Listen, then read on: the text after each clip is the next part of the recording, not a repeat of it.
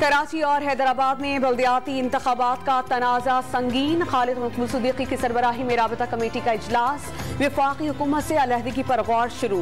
मुत्तहिदा के अरकान कौमी असम्बली वज़रा और मुशीरान से इस्तीफे तलब।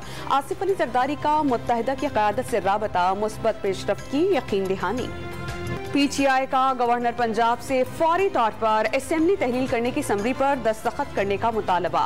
कल तक निगरान हुकूमत के लिए नामों को हतमी शक्ल दे दी जाएगी। फवाद चौधरी का ऐलान। हुकूमत को आम इंतखाबात का फ्रेम वर्क तैयार करने के लिए मिल बैठने की पेशकश। पंजाब असेंबली कल तहलील हो जाएगी। नून लीग के इजलास में अहम फैसले से क़यादत को आगाह कर दिया गया। 12 अप्रैल इंतखाबात की मुमकिना तारीख करार। नवाज शरीफ, हमजा शहबाज और मरियम नवाज की रवा माह वापसी का फैसला। पंजाब की इलेक्शन मुहिम में हिस्सा लेंगे।